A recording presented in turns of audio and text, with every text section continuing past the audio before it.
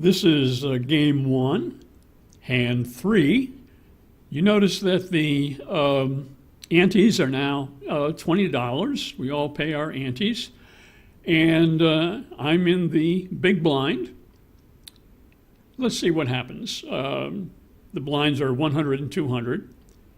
And we get a call from the player under the gun. By the way, not only do I recommend you never call the big blind like this. You will see at this level the $1 sit and goes. You'll see players doing this all the time. If you play in a game, anything like mine, do not call. Either fold or raise, okay? Try to get that through your head. Okay, so what happens is everybody else folds. I have the option to either check or raise. Well, with 8 deuce offsuit, I think I'll just play it safe and I check.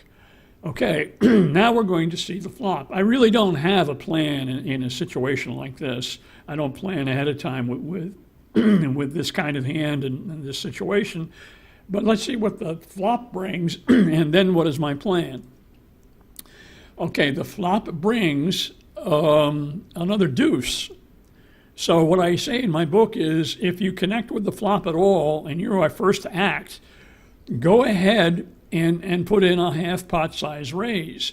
And I do that. Now, the reason why I do that is because everything that I do in my robotic autopilot poker playing, everything that I do is built on the premise that most of the time your opponents do not like their hole cards.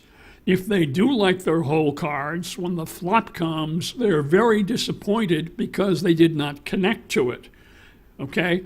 Well, I connected to it, not very much, but the very fact that I'm putting out a bet, that signals to villain 3, who, by the way, only called the big blind pre-flop, which isn't a very strong action.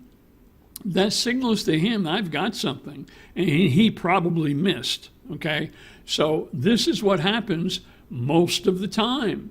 He folds, and I win the hand.